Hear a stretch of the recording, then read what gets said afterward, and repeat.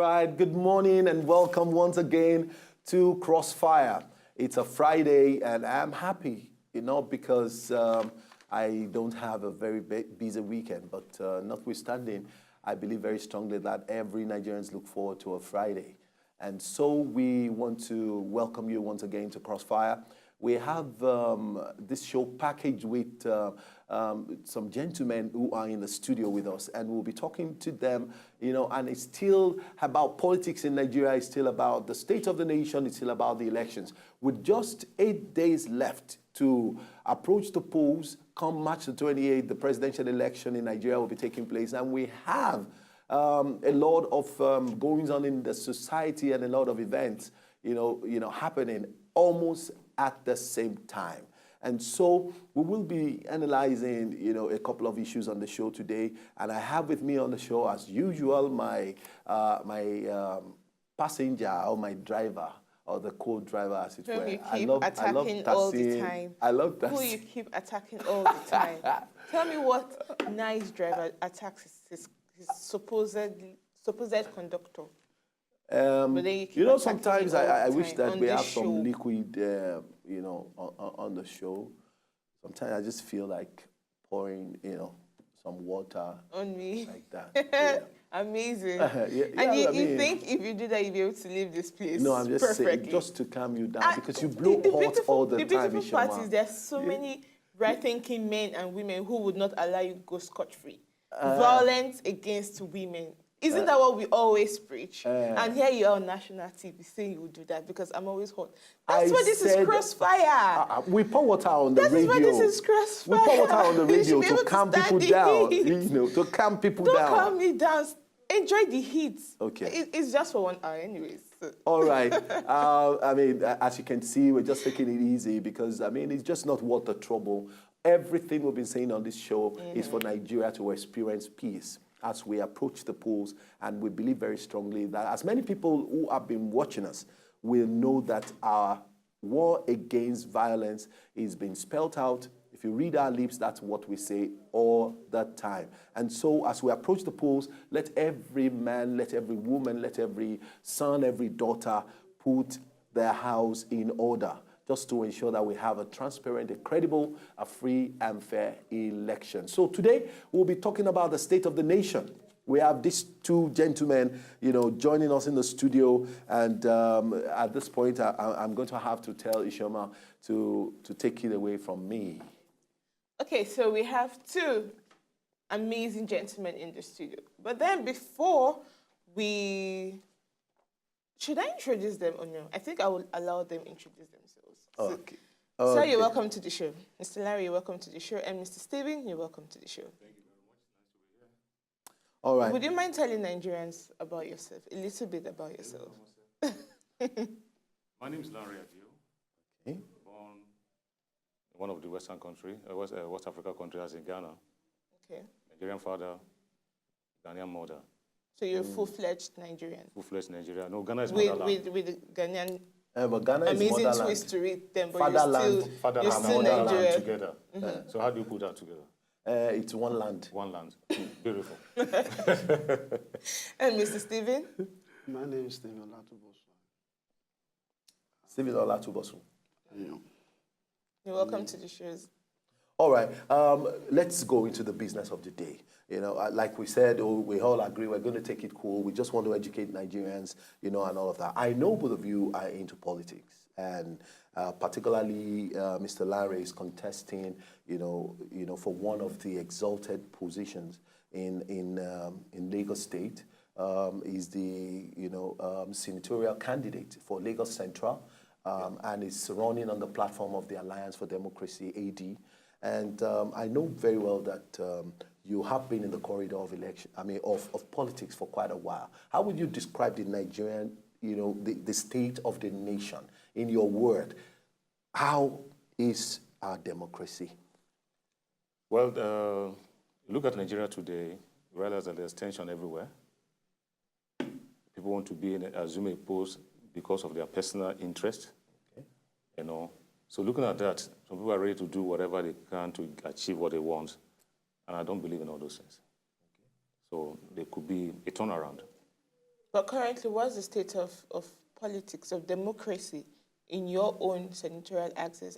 At the locals, there are people that are experiencing the true dividend of democracy. No. I don't think so, because I have the opportunity to have discussion with so many people, and a lot of complaining here and there about this, that, all the promises, nothing is coming forth. So I don't think there's democracy. Seriously, Mr. Stephen. I believe there's TDC.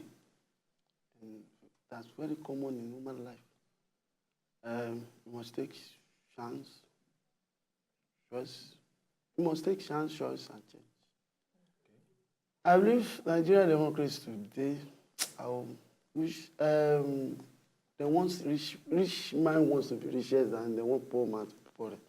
That is why you today, they can't wait to be leaders. So they refuse leaders tomorrow, they claim they are leaders today. Which I believe some of our leaders, in the Southwest especially, I mean, they already try to get it right now, to call themselves in order, due to the way youth reaction. Okay, I mean, for me, politics in Nigeria is evolving. I mean, which seems to be, I mean, politics in Nigeria, when I say politics in Nigeria, we can only define that in terms of how old our democracy is. And for me, I think we've had a very long run. In the last 16 years, in the history of this nation, we have run a democratic, government. And for me, I think our democracy seems to be growing. Why are you in politics? Okay, I mean, why are you in politics, Mr. Lanre? Thank you. I realize I cannot sit on the fence and be watching things going the way they are, because there are some things that are not done properly. Okay. And then as long as I'm going to sit on the fence, not contributing, if I'm there talking, I need to act. The only way to act is to get into it and then cause those changes. Okay. Do you understand? Because we sit at the fence complaining, this person is not doing right, that person is not doing right, and you are there, you say this is supposed to be. Why don't you go there and then perfect it? Okay. What are your chances of making the change that you desire for? Do you think Nigeria is actually ready for a change? And don't forget, we try not to play with the word change on our show, because the moment you hear change, everybody begins to think, okay, maybe that person is an APC person. No, I'm not an And then APC. when you say, power must change, I mean, people start thinking, about PDP, so. The change I'm talking about orientation. Okay. Individual orientation. We need to be disciplined from the heart. Okay. If you are disciplined from the heart, you will know definitely where there are some things that are not to be done, you will not do it. Okay? Do you understand?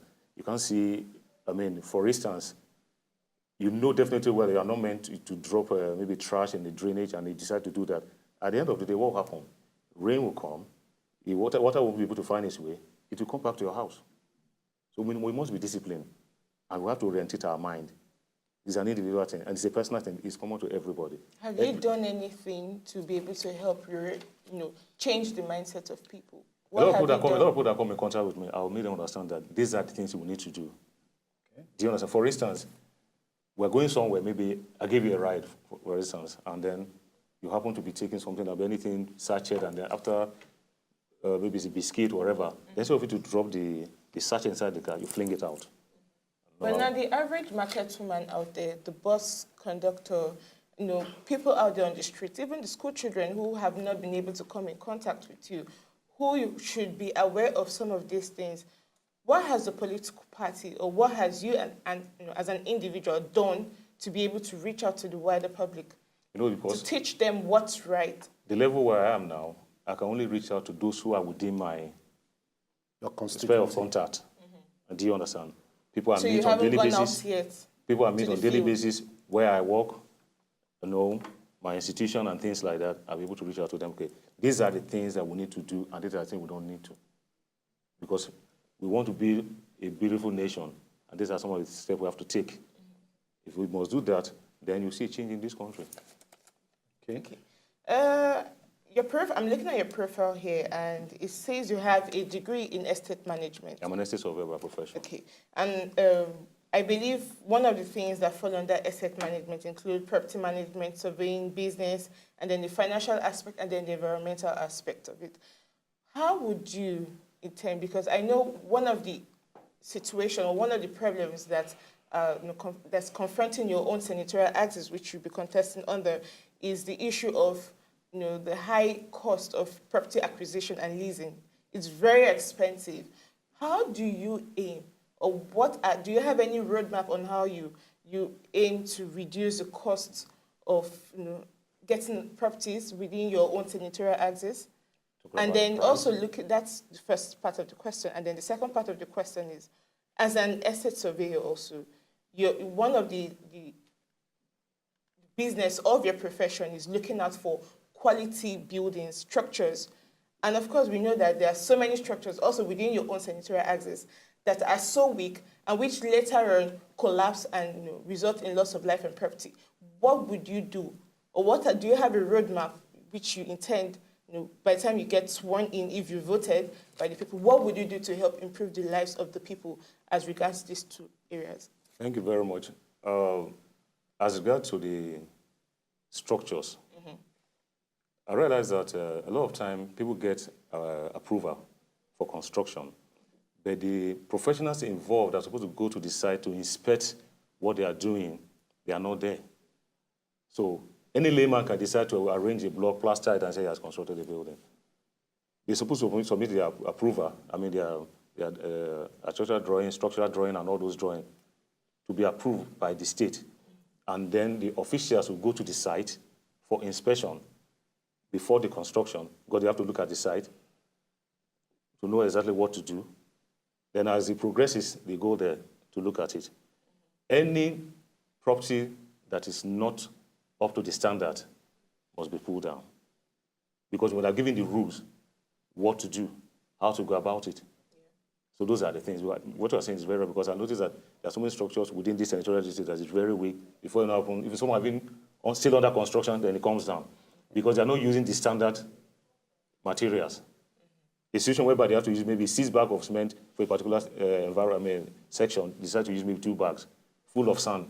There's no way that there will be any compatibility. Do you understand? So if you're going to pull down, if you use your office to see that those buildings are being brought down, would you use your office to be able to give them something else, or what are you going to do? Because now you're pulling down their structure. A lot of people will complain that, you've already pulled down my structure.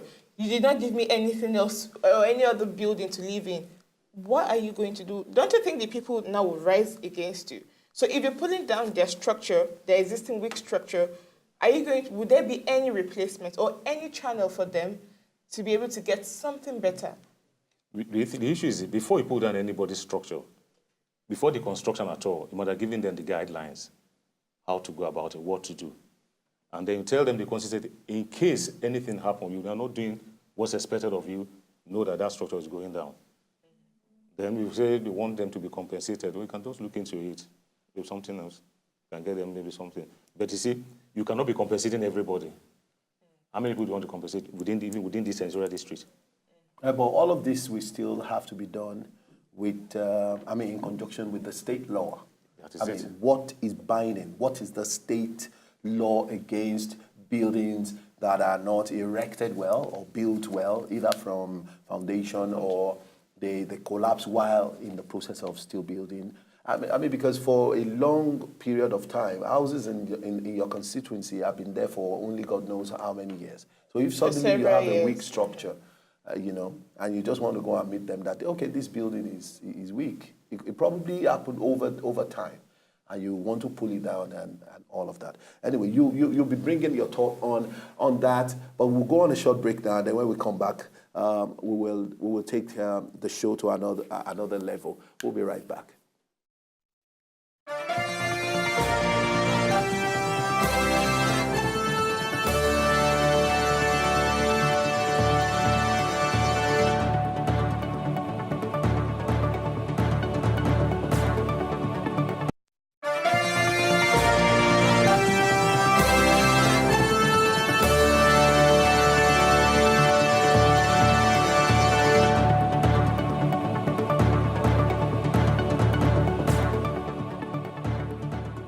All right, we are back, and this is still Crossfire we have these two gentlemen in the studio, and we've been trying to just rub minds on the state of the nation, and particularly what this they have to do if by chance or per chance he gets elected into office. As far as I'm concerned, and on the show, we try as much as possible to hit the nail on the head, and we call a spade, not an agricultural, equipment.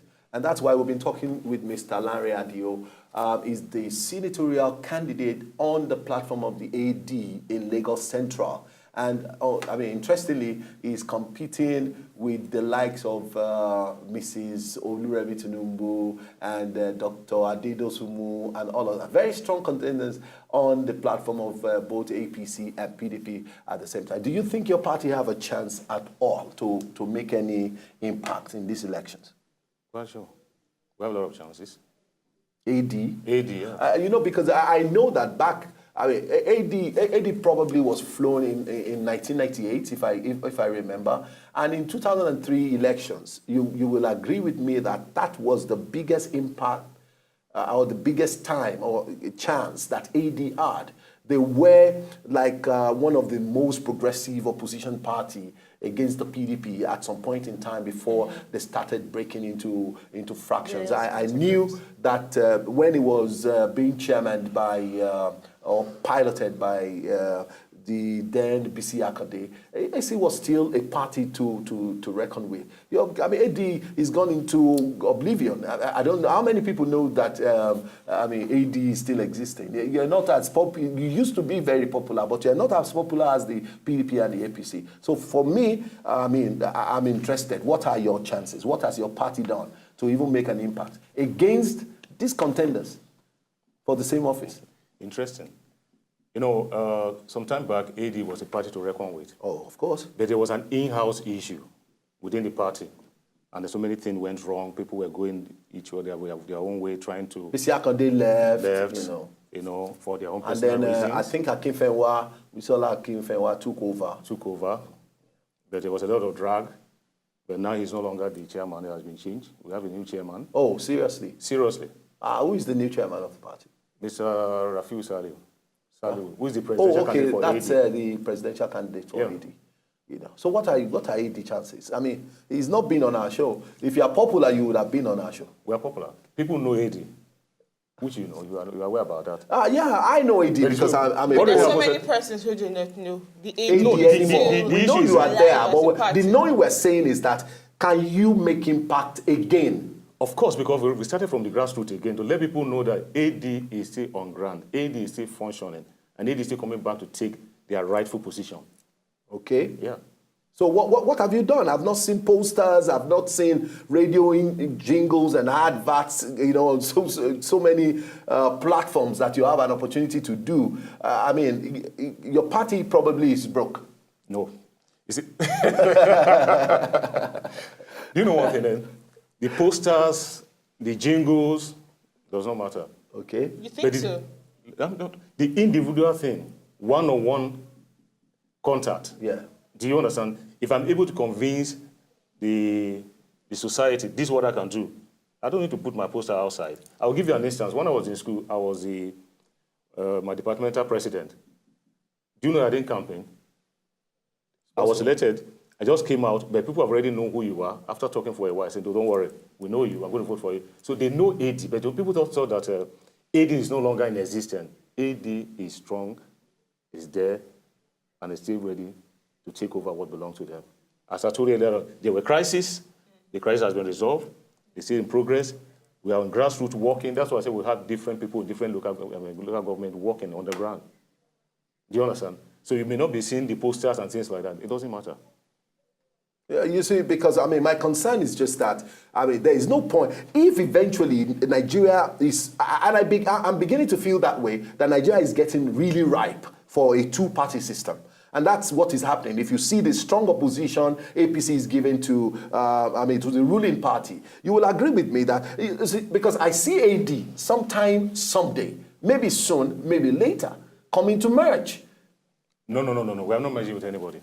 Okay, sir. Now, you said something which I strongly disagree with, and a lot of Nigerians at home disagree with. Okay. You said you do not need jingles and No, I didn't say we do not need jingles. Well, you said, what you're trying to say is it's not strictly about... It's not necessary. Now, and you also tried relating that with your university days. But you can't compare that today. The truth is, a lot of people do not know, in fact, that the AD are still, they still exist as a political party. But the AD aside, you yourself, because you're also in the running. Now, a lot of Nigerians know who Mrs. Oluremi Tinubu is, who Mr. Dosomu is, but the people do not know you. Now, it's not just enough for you to come out and say, we're doing one-on-one campaign. The people at Apapa, the people at the mainland, at the different areas where or who fall under your senatorial district, many of them, if I ask them right now, do they know who you are? I'm sure many of them will know. So how do you think what are your strategies? Do you think you can really come out strong in the elections? Thank you. I've lived in this constituency, this senatorial district for 21 years. Okay. 21 years. And in each of these local government, I have people there. You may not have seen maybe posters outside, but I've been using a lot of social medias, reaching out to people. Okay. And those people are transmitting down. Apart from those ones that I've talked to personally one-on-one, those ones that have reached out through the social media, they're passing this information across to these people that this man is coming out, he's there, he's doing this and all those things. So those are the things I'm doing. Okay, what are your party's ideology? What are your party's ideology? What is the manifesto? What does AD stand for?